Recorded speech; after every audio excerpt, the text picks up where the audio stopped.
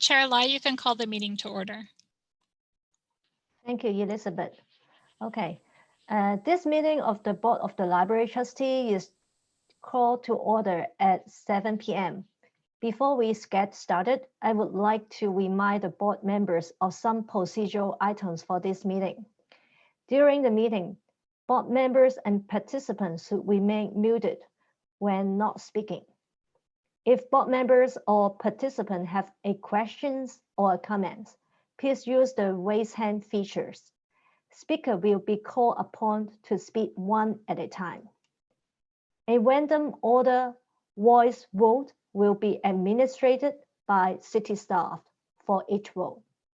The Board of the Library Trustee meeting is being conducted utilizing teleconferencing and electronic means consistent with State of California Executive Order N2920 regarding the COVID-19 pandemic. Members of the public may provide audio public comments by connecting to the teleconference meeting online or by telephone, using the raise hand features to request to speak, *9 on the telephone. Teleconference meeting details are available on the Board of Library Trustee meeting agenda. Comment on matters not on the agenda must be submitted prior to the time the chair called the item for oral communications. Comment on agenda item must be submitted prior to the time the chair closed the public hearing on the agenda items. Speakers are requested to keep their comments to no more than 3 minutes, and time limit will be enforced. Guidelines are posted on the Board of the Library Trustee meeting agenda. Elizabeth, may we please have the roll call? Yes. Board Member Isaac? Here. Board Member Jane? Yes, here. Sorry. Chair Lai? Here. Vice Chair Wong? Here. 4 present and participating via teleconference. Thank you so much. And now we have the first presentation would be presentation 21-0220, Library Mobile App Overview. And so tonight we have Ross Moriarty with us. He's an adult services librarian. I want to welcome Ross to the board meeting. He has a short presentation for us, and so I'll turn it over to Ross. Perfect. Thank you, Steve. Yes, as Steve said, I'm going to give a brief presentation on the new mobile app. Just start sharing my screen now.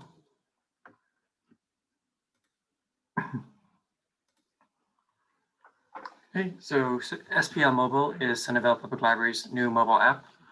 It does have some improvements over the previous one, so hopefully I'll be able to show you those during this presentation. Here you do see some of the key features that I'm going to present. They hopefully hit on most of the main features that users will be using, and there are of course more, but this is kind of what is key to the app itself. So first, I would like to go through a brief tour of our homepage here. Most importantly, what you see at the top is a brief account overview. You can basically at a glance see what the status of your account is. So we have an overdue box, a due soon or ready, as well as a tally of your current fees or fines. If you have any items that are overdue, they will show up as red, due soon is orange, and ready is green. So very easy to see. Just above that, we have some important links to library resources. First is library notifications, keeping patrons informed. Second is your digital library card, and third is your account settings. So if you need to make any additional changes to your privacy settings or such. Then at the bottom of the page, we have key user functions. So if you want to search for a book, if you want to check out what you have currently out at the time, or check upon your local library's times or opening hours, that's all going to be done there. In addition to this, on our homepage, we do have other features. So we have books that are new at the library, we have lists of staff recommendations, and further down there are also links to our library website, our FAQs, and our events page. There are other links down there, but this is the bulk of what's available on our homepage. So next, our library card access. So up in the top right, that's where you access your digital library card. One benefit of this app is you are always logged in, so it's very quick to access. The library card itself also automatically brightens, so it's easier to scan, especially these days when we've gone to a more hands-free approach. There is also an additional feature if you're using an Apple device using iOS, where if you were to rotate your device, it will automatically bring the card up for you while you're in the app, which is quite nice. Next, I would like to talk about the library updates symbol that's in the top right as well. This is available from the app homepage, and it is updated alongside the library website. So if there are any service changes or abrupt closures, we can post it there, and the information will get to our patrons. This is just an easier way of keeping patrons informed, keeping them up to date, which is, of course, very important in times like these. After this, so we do have the visiting tab in the bottom right. So this is actually available from any page within the app, so you can always go back to it. It provides up-to-date hours, service hours for the library, as well as any days that it might be closed, or again, if for some reason we had to close, as we did during the air quality, we could post it here. So any service updates go here. It also supports multiple locations. So once the branch library opens up, then we can add it here. People can view both libraries at once. They can see which is open, which is available. They can also select one as their preferred location. So if they were to place an item on hold, it would default to that location for their pickup. It just takes that one step out of the patron's hands. Further down on this page, there are additional facilities represented. So, for example, the Sunnyvale Public Library, we have the bike storage, we have computers, there's a changing room. That's all presented on the app that patrons can check ahead of time and see what's available for them. After that, we go into the borrowing tab. That's also available throughout the app at the bottom. So again, you can check on it from any page throughout the app. You can take a look at your holds here. You can control them quite easily. So for some reason you're not ready for the book, you can easily pause it or even cancel and then resume at a single touch of a button. After that, we can also see the items that you've currently checked out. It very clearly shows the date that it's due back, and it can be renewed at the touch of a single button again. So this just makes it easier for patrons to be in charge of their borrowing and hopefully prevents any late emails or lost fines. So then when we go to the search function of the app, again, similarly available at the bottom of the page from any page of the app, it mirrors the online catalog in that we can then, in that it fully represents every item in our library. You can do, if you were to do a basic search, you can then very easily filter it by clicking on the button shown here. Then offers multiple options, so you can do by format or subject or audience or whatever it is that you need to do to find the item you're looking for. The catalog here also links to other resources. So if you were to go looking for a book and it turns out it's an ebook, it would redirect you to Overdrive or Cloud Library or wherever it is that's necessary to get that item. So it just makes it that bit easier to find what you're looking for. That's really the highlights. So in conclusion, like the new app, it basically allows patrons to keep connected. They can get service updates on the library. They can very easily see if we're open, and they can find out any more information that they need to do. Leaves them in charge in that they can very easily control their own borrowing. They can find new items to get, or they can renew items as needed. And also some of the other functions I mentioned allow us to keep them patrons engaged. There are some more social aspects to the app in that you can leave reviews, you can comment, you can create your own lists like the staff lists and share those with friends. So there is really a lot to do here, such as with our website. And that is really it from me. So thank you for having me. If you have any questions, please feel free to ask. Thank you so much for your presentation. Any question from the board? I have a couple. Oh, Charlene, go first. Okay, sorry. Okay. Rahul, do you want to go first? Oh, it's fine. I have multiple, so why don't Okay. you go? Ross, thank you. It's a great app. I actually didn't even know we had it until I saw that there was a presentation. So I Oh, went and excellent. downloaded it. So I have a couple questions though. So just one from a formatting perspective, was this tested on other devices other than Apple or iPhones? Yes, I'm actually an Android user myself. Unfortunately, the rotate function that is not present on on Android devices, possibly because it's too diverse a range of technology. Okay, But yeah. yeah. I was just noticing that like that top bar along the top, the overdue, due, soon, ready. For me, I'm on a Pixel. It's not across. It's it just lists down. So I didn't, it's not a big deal, but I was just curious if that was. Yeah, I'm actually a Pixel user myself. That's good to note. Thank you. A couple of other questions. How do we know how many patrons currently have the app or are subscribed and are using it or even know about it? I believe the number is available. I don't have it to hand, but I think we've seen I'm thinking of people who were registered for the new catalog. I don't know about the actual app rollout, but it is formally released. Okay. I mean, I think it's great. I showed my kids and I think even just like including it in the newsletters would be great just so that people know about it. Does the app, when I looked at your notification section, I was wondering if the app has the ability to do push notifications. So if something happens, like with the smoke issues in the library having to shut down, is there a way that you can push alerts out through the app that the user would get notified? Okay, that one I don't know. I haven't checked that, but I can look into it. Okay, I just that would be kind of interesting. And then my last comment was I like that I can make appointments to pick up on the app. I would suggest if we can move it a little higher. It's the very last feature under visiting. Okay. And just Yeah, I don't know how hard it is to change stuff, but I know that like right now, if the only way for me to get to pick up materials is to make appointments, I see the first information says you have to make an appointment.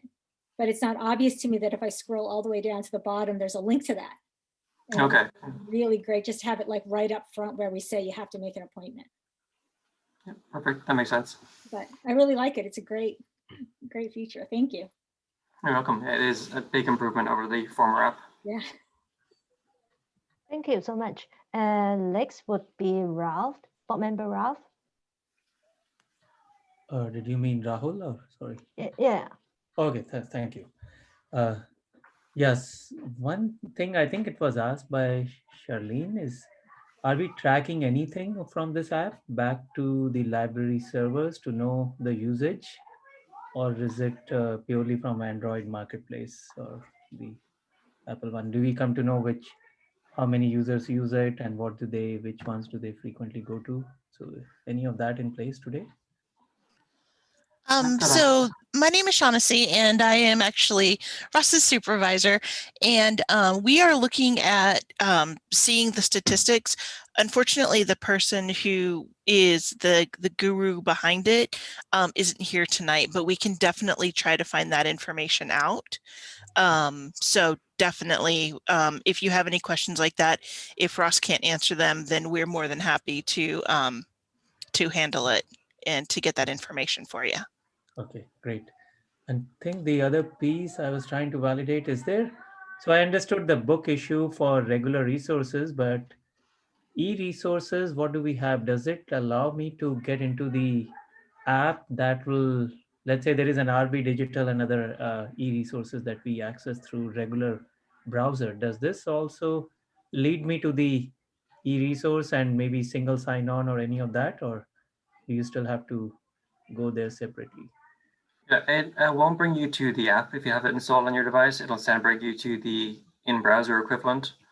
So you could, I believe, still log in using the same credentials, but there is kind of that additional step. You would have to log in, find the item, and then it would appear in the app if you're logged in there. Okay, I mean, that's again my lack of knowledge on, I haven't seen the other apps, but is that even doable today, or was that just not even doable by current technology? That I don't know. That's with the interplay between apps, that might be a proprietary issue. Okay, because that makes the app really popular. If I have a single pane to go through different e-resources, that's Yeah, it would be great. okay. Those were mine. Thank you. Thank you so much. I do have a few questions. So my first question is, do you support other languages like Chinese, Spanish? Not at present. The current app, that the bundle that we bought, it is English only. There is a language pack available that would then translate the surrounding information. The item record itself is going to stay the same. So if you're searching for, say, The Great Gatsby in English, the title and the author information would remain in English, but the surrounding text would then be translated. Okay. Then the second question is, how about the font size? Is it possible to adjust the font size on the applications? That I haven't checked, but hopefully I can take a look if you'd like. Yeah, it's a good point though. Because some people may have a not very good eyesight, may be very difficult to see the tiny word. Yeah, exactly. Yeah, and also I am interested to know more about, is it possible to review the book through the applications? Yes, so in the borrowing tab, if you have an item checked out there, I think it was on one of the slides I had, there is a renew button. So assuming no one else has a hold on it or you haven't renewed it the maximum amount of times, you can just tap the button and automatically renew the item. And does it include Link Plus book from other library as well? Link Plus I haven't seen on the app, I'm afraid. Oh, okay. So that means it does not support it right now. Not that I'm aware of. No, I haven't seen that in the search results. Oh, okay. And one more thing, I'm just curious, is it because I think library currently is carrying the online or maybe the virtual event, is it so for the notification, is it possible to also include the event that library is going to do it online, maybe something like the notification or event sharing, something like that? Is it possible? I think it would technically be possible. You would be able to put up an event notification, but it would be a manual effort. So on the homepage, it does redirect to our events page on the website, but that's leaving the app. Oh, okay, great. Thank you so much. And any other question from the board members? No? Thank you so much for your detailed and informative presentation. We did learn a lot. Thank you so much. You're welcome. Thank you. Thank you. Thank you. And I just want to say thank you, Ross, and also we'll follow up with any questions that weren't answered after the meeting tonight. Thank you. So the next item would be presentation 210221, library trends and data visualizations. So this is actually not really a presentation. Elizabeth sent some handouts to you before the meeting. Hopefully you've had a chance to look at them. And but really, all it is we're looking to establish a dashboard of key metrics for the library. Something in the immediate term that would make that would be useful for the board of library trustees to kind of help you kind of keep tabs on library trends, service trends. And then over the long term, what we'd like to do is evolve it into something that will be valuable for the community, that will be, I could see this, once we get it going, establishing goals, tying that to our strategic plan. And once we get that done, there were some examples that were sent of like they state the big goal and they have, library card holders, certain percentage of library card holders and so on. So I could see that happening in the future as well. But we just wanted to, we're going to be looking at over the next few months, looking at our internal kind of practices of like how can we most efficiently handle our internal kind of data, and then how do we represent, how can we start representing that to the board, first of all, but then ultimately to the community in a way that would communicate communicate all the work that's happening here at the library, and help the community members understand the value of the library services. So really, it's just, we're just getting going on this endeavor, and I just really wanted to kind of hear your thoughts. Hopefully, again, I can pull up those sample reports if you like, if you want to talk about a specific one, but I just wanted to get your feedback if you had any kind of metrics that stood out to you that would be of particular interest, and just want to get your feedback. So.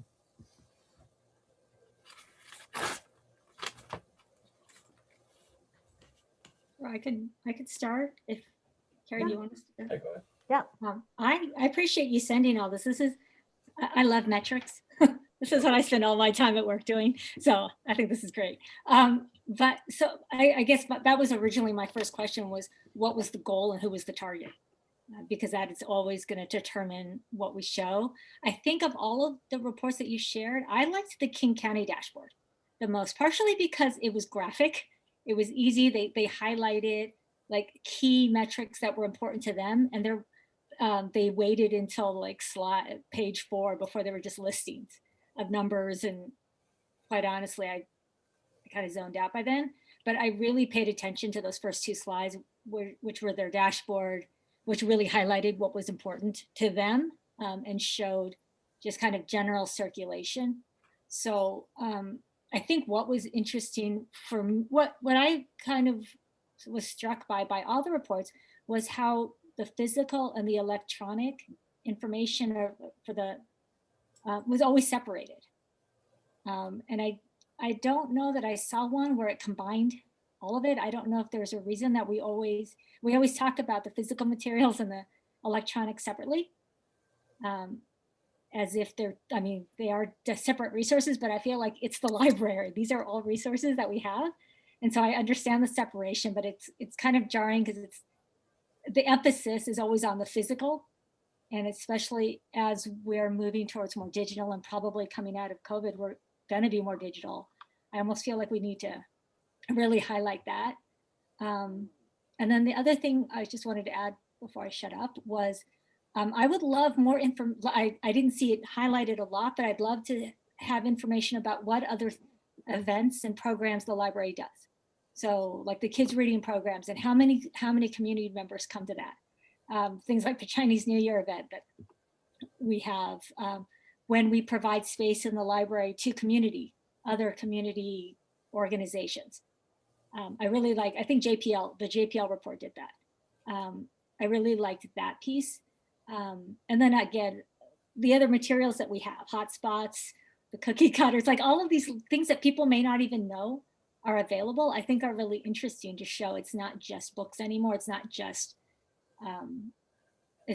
reading material or what people might think about with the library. The other piece that I didn't know if this was even worth showing, but I was also interested in responsiveness. Is there a way to show library responsiveness to requests? So how many requests do we get for materials or for, I don't know, what other requests that you get, but how responsive are we as a library in being able to meet things that meet requests that aren't in our normal kind of catalog or day-to-day resources. So those are just kind of what I noted off the top. That's really great feedback. So the requests, are you thinking responses to just questions? Like we do track like reference questions, for example, or we do also, there's many suggestions for purchase that come in. There's also just kind of general kind of questions, not really reference related, but we actually track those and, have a time factor. We respond within a certain amount of time. Is it just kind of all of the above, or? I think it's kind of all of the above. I honestly don't think people understand how much you guys deal with in terms of the kinds of responses and understanding how as library, what as a community resource you're able to provide. I think it's just an interesting fact. And if it turns out that over time it's really maybe not that interesting, it doesn't have to stay on the dashboard. But I think it's one of those things that would be kind of interesting. The other thing I would, one of your questions was how frequently Yeah. we'd want this. And for me, I was thinking quarterly was a good start. My hesitation in doing it more is it's not worth anyone's time to spend putting this together more than that. It's a lot of data and it's taking away from other important work. Yeah, that's really great feedback. Thank you. Yeah.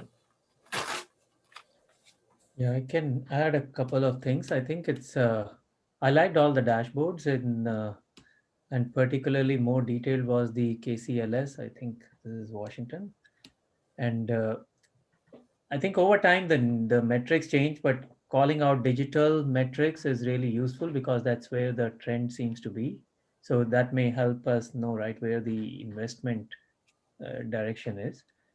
One thing that will help, although it may not be directly, I mean, it may not be straightforward to figure out, but what we do at work also is to look at any metrics that can help us figure out user experience in the library and to see whether it's improving, going down. Now it's a hard problem.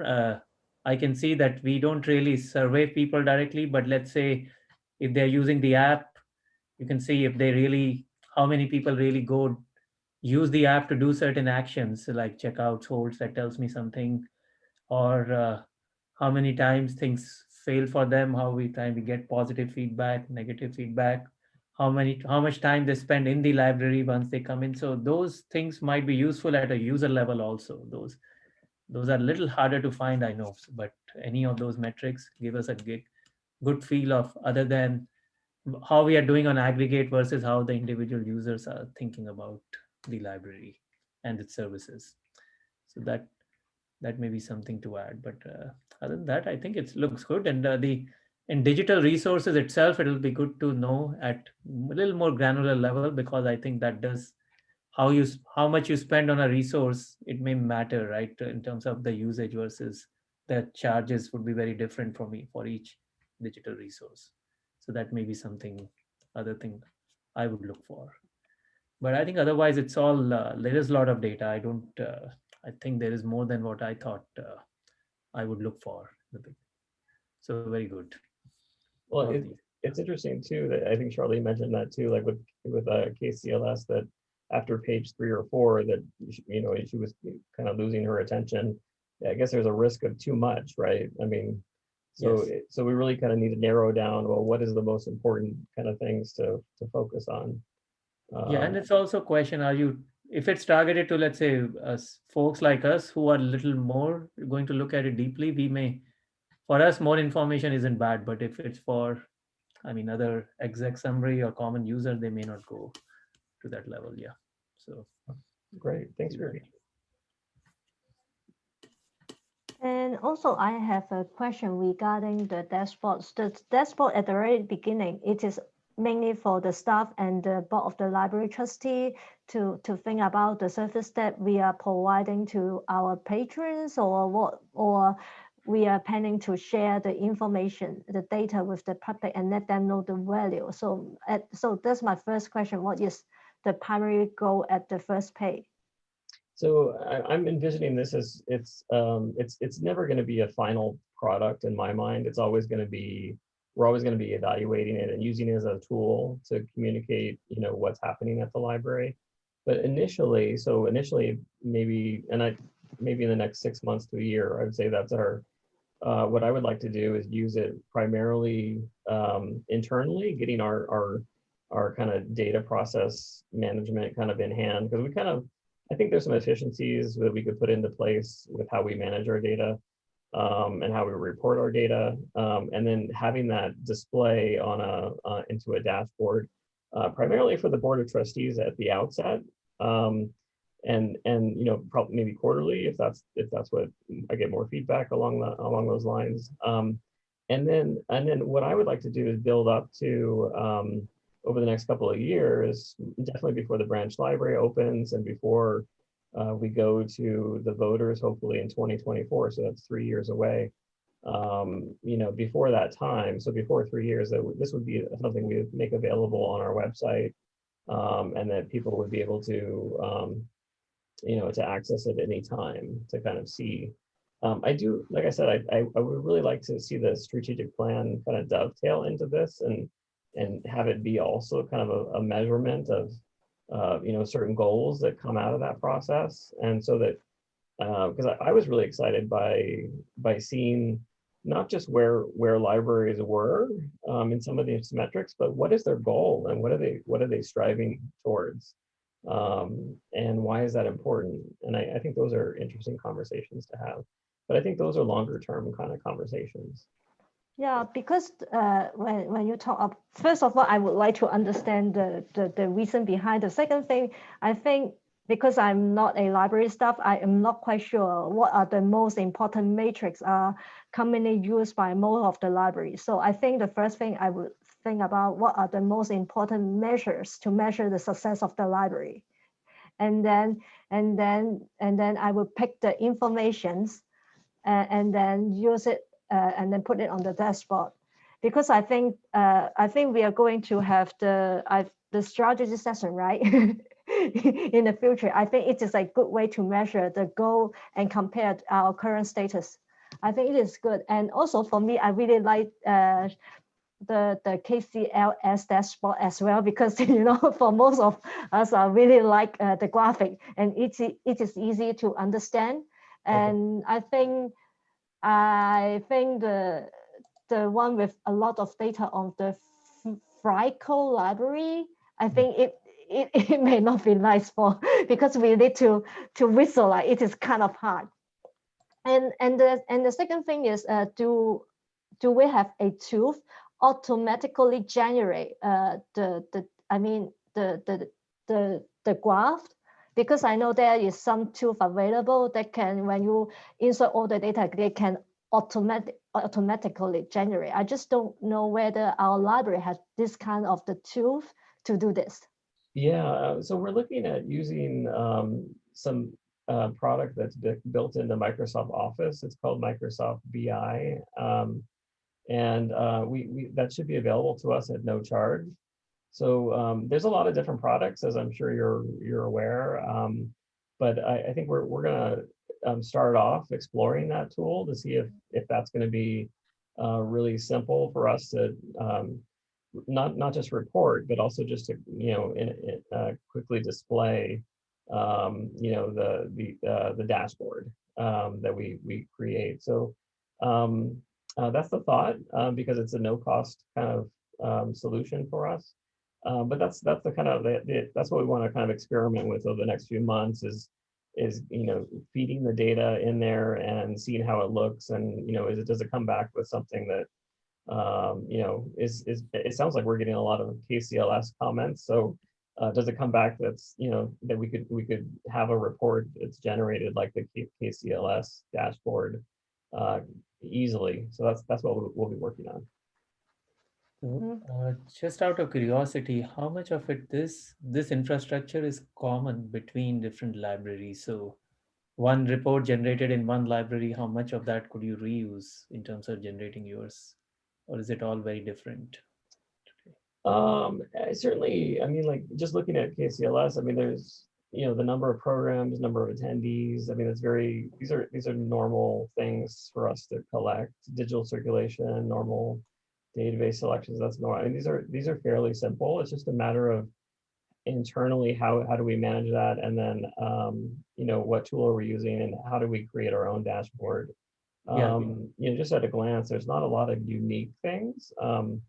I think that when we get to your point, Rahul, about user experience, though, that's where we might get to maybe some of the things that make us more unique. We do have some surveys that go out to Sunnyvale residents on a biannual basis that measure satisfaction with library services. We also do surveys, at the end of programs to see how satisfied people are with the programs. We started last year. We called it an annual customer satisfaction survey, which had quite a lot of information. We had more than 1,000 people respond to that, and it had something like 20 questions on it. So that gave a lot of detail. So I could see us pulling perhaps some information from there that would make a little bit more customized to us. But overall, a lot of this does overlap with other libraries. I see. Yeah, my question was more about these backend systems. Do they at all intersect, or it's so custom that you cannot really take their implementation and say, let me generate a report 90% there when I start? Probably not. Yeah, I think libraries use different tools available. The one that we have available to us is the Microsoft product. So we'll try that out first. Okay. Yeah. Yeah, the last one there was that some of it is much more relevant if you can get local libraries to give similar reporting, then it's much easier to compare, right? Because some factors may be beyond your control when they look like, hey, circulation is declining, but maybe it's common across all libraries or new patronage. Yeah, and to that end, we have the California State Library does standardize reporting for these things. Like, for example, how do you count circulation, or how do you count number of attendees at a virtual program? So they provide the definitions, and every year we do actually report to the state library. And then, but throughout the year, we have an internal kind of tracking mechanism, which I would like. That's what we're going to be looking at to see how can we change that to make it a little bit more efficient, and then how can we make it kind of feed into this display of this dashboard, so we don't have to spend do multiple kind of updating of different tools, because we have that happen actually fairly frequently, where this sheet doesn't match that sheet, and we could be, I think, making some improvements in that regard. So okay, thank you. And also, I have one question for the data dashboard. Is it a static dashboard, or it is an interactive dashboard? Is it, because I think you are going to aggregate all the data, so I think it is more meaningful to for the user to interact or play with the data and also see the trend. I think it would be more meaningful and fun. Oh, I don't know the answer to that question. I was envisioning a kind of a static sheet, but we'll definitely, I'll write that down as something that we can explore. Yeah. Any other question from the board? Yeah, board member Isaac has a question. Yes. One metric to consider adding, especially for the public and the city council, is value added to the contributed to the community in dollar amounts. I believe national library organizations have formulas to estimate that based on circulation and program attendance and such. Yeah, there's even like I think it's on our self-check, where you can have a little statement on the receipt, because it knows what items were checked out, and it says like, you saved, $95 today. So, but yeah, that's an interesting proposition, and that's not something we track normally. So, but that goes along with the idea of the user experience and what value is, being experienced by the user. So yeah, thank you for that feedback. Any other thoughts you had? Do you like the KCLS? Because that might make it unanimous. Yeah, I actually, I think, prefer maybe taking ideas from more than one place. But. Yeah. Okay. Yeah, I also agree. It would be nice to have the combination between the different library dashboard, because I also like the other one. The branch dashboard, the orange one, the Columbus Metro dashboard. Oh, Columbus Metro. Okay. Yeah, because it is very clear to see the number in the first place. Yeah, and it is kind of the easy way to see whether the gap between the goal and the current status.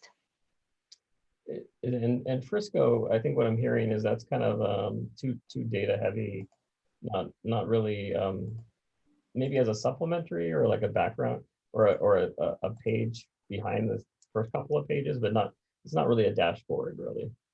Oh, okay. But yeah, No, the first one felt like it was just a spreadsheet. yeah. Yeah. Highlight. or No, I first mean the find out- Columbus Metro. Yes, no, Yeah, first decide what's the most important things and then make that prominent. Yeah. okay. Any other feedback? All right, thank you so much. I really appreciate it. And hope to come back to you in the next few months. I hope to show you something, maybe a draft of what we've kind of put together. So yeah, thank you for your thoughts. Appreciate it. Yeah, and also I think it would be nice if you could share with us the key metrics that are very important to measure the success of the library. Yeah. Okay, if no more comments and questions, then we are moving to the next item, oral communications. A reminder to the public, please raise your digital hand or dial *9 on a telephone if you wish to address the board of the library trustee on a topic that is not on tonight's agenda. City staff will ask you to unmute your microphone when it is your turn to address the board of the library trustee. Elizabeth, do we have any members of the public wishing to speak under oral communications? No, Chair Lai, we have no individuals wishing to speak at this time. Thank you, Elizabeth. Then we move to the consent calendar. Since we remain in a virtual setting, I will ask my colleague to use the virtual raise hand feature to indicate the wish to speak. Elizabeth, do we have any members of the public wishing to speak on a consent calendar items? No, Chair Lai, we have no individuals wishing to speak at this time. Then I will ask for a motion from my colleague. Do we have a second motions? Yeah, I second it. All in We need a favor? first motion. We need a first motion first. Oh, okay, the first motion. Okay, and maybe we have a motion first. Yeah, I think Wahoo did it. And Elizabeth, please conduct a random order voice vote. Well, who's giving the motion first? Wahoo, I think, right? Or who's doing the second? I'll And second. it's Okay, perfect. great. Okay, Board Member Isaac, Yes. Vice Chair Wong, Yes. Board Member Jane, Yes. Chair Lai. Yes, The motion carries 4-0. thank you. And we move to the next non-agenda items and comment. Since we remain in a virtual setting, I will ask my colleagues to use the virtual raise hand feature to indicate they wish to speak. Do we have any non-agenda items or comment from the board members?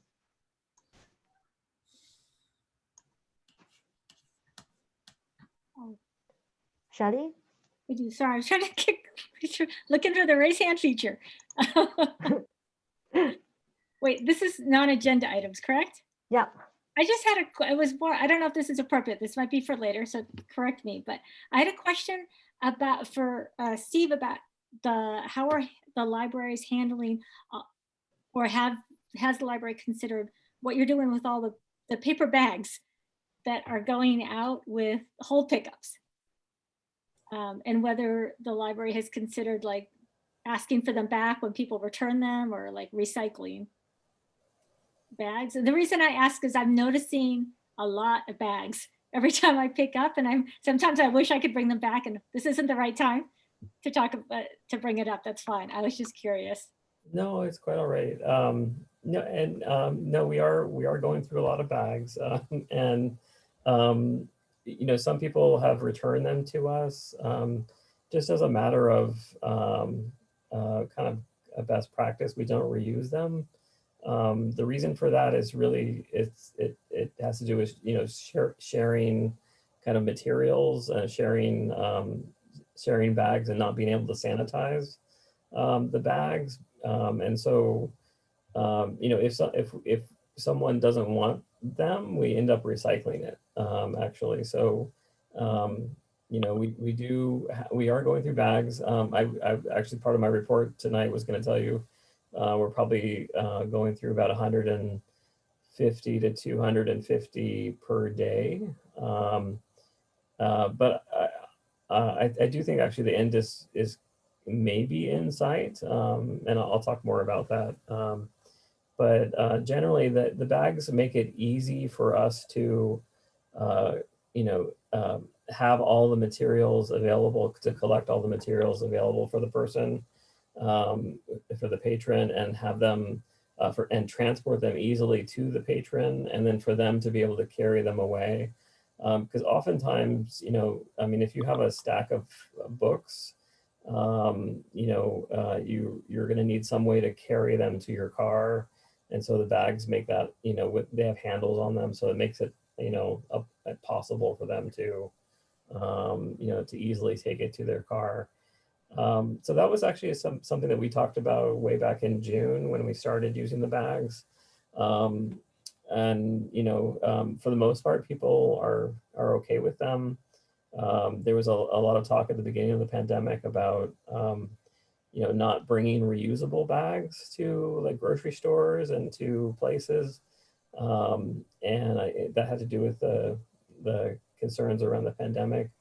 So our solution, you know, to this issue was really to provide the paper bag. And yeah, that's where we are right now. Makes We sense. have I was just curious about, and it totally makes sense. Thanks. we have a question from board member Isaac. I can add from personal experience that once the library starts accepting book donations again, a lot of those bags are going to come back full of used books. And then they'll get donated to the public during book sales. That's perfect. Thank you. And also I have a questions. I'm just curious, do we have any procedure regarding sanitizing the books after returning? So since the pandemic began, it's never been a recommended practice to sanitize the books themselves. The reason for that is because it's really you can't actually do it. I mean, you could sanitize a cover, but you couldn't sanitize pages. So I mean, it really is not a practical idea to try to sanitize. There have been studies done regarding the virus and how long it lasts on different types of library materials. And so, you know, at the outset of the pandemic, there was really a significant concern around not just the respiratory transmission of the virus, but also the virus as it gets transmitted through surfaces, right? And there's still concern, I think, through surfaces, but the consensus is that there's much less risk through surface transmission. And so that although the studies that have shown that the virus can live on, you know, library materials for, you know, if you're, for example, for books, if you leave them in an unstacked condition, the virus can live for up to 24 hours. So, you know, what we've done is, you know, at the library is we've actually, you know, when someone returns an item, we've calculated that on average, most of those items are not going to get to another person within 24 hours, because even if somebody has it on hold, you know, it's just not, we can't work that fast. It's just, you know, there's going to be an inevitable delay between the item coming back and the next person. And so that's why we actually stopped the quarantine of materials, because it was really adding a lot of extra delay to the process when it really is, it's really not adding a lot of, it's almost providing a false sense of security, because in our minds, because If you're saying you're quarantining for 7 days or 4 days, you're saying that we're taking this measure to make people safe, when in actuality, it doesn't really accomplish anything. You still need to sanitize your hands, you know, after use, right? You don't touch your face, you know, touching items. And so that's what we really focused on with staff, is really kind of making sure that they're aware of the protocols, like, you know, just don't touch your mask, don't touch your face, hand sanitize, wash your hands frequently. And then, you know, that mitigates that risk. So that's kind of, there's not really an effective means to sanitize large scale library materials. And so, you know, that's been our approach, is just the time factor, like, you know, building in, making sure that we have an average amount of time. We have at least 24 hours between each person. And then, you know, it's after that, it's kind of up to the individual to make sure that they are, you know, taking steps on their own to not sanitize books, but to making sure that they are, you know, keeping up with their, you know, hygiene and, you know, washing their hands frequently and so on. So. Thank you so much. And any more comments or feedback from the board? If no, then Steve, do you have any long agenda items or comments? I just wanted to update everyone. As you know, the stay-at-home order has been lifted, and you know and that's taken that level of restriction away at the county level. In terms of the library service, there hasn't been a lot of impact from that because we're still on the purple tier. So in the purple tier, we're still closed to the public, and so we're continuing with our appointment service. I can tell you, I think the last time we spoke was the first week of January, and we were just getting going with the all appointment service. And we were really struggling at that point because you know, we had been closed for the holidays, and there was a lot of volume of materials. But the good news is I think we've kind of hit a rhythm. And after the Martin Luther King holiday, and we've you know, been able to kind of manage things so that and make adjustments in terms of staffing and so on, so that we're able to keep up with the workflow. Because every person that we're helping in person makes an appointment, we can tell with precision, I mean, how many people are coming. And so, you know, we have a maximum threshold of 270 people a day. Our lowest, and so we were at 270 for almost the first 2 weeks of January, solid. Only in the last, we've made some more adjustments to kind of with notifications and so on, just to kind of smooth things out a little bit. And so that's what it's doing, is Monday is our slowest day now, which is good in terms of our staffing levels, because we don't have as many resources on Monday. And then by Tuesday, that's when the appointments really ramp up, Tuesday through Saturday. So the range is somewhere between, I don't think we've hit 270 again, but we were somewhere around 260 to about, I think our lowest was about 160 or so, 170. So those are the number of people that are coming to pick up materials at the library. And then in addition to that, we help people on the phone and by email and chat. And so that's kind of the level of our usage right now. In terms of what are people coming to pick up, actually the numbers of items that people are coming to pick up, it's about 900 items per day that people are requesting. So, you know, in a given week, you know, it's that's, you know, 6,000 items, let's say a week, that are being requested by patrons.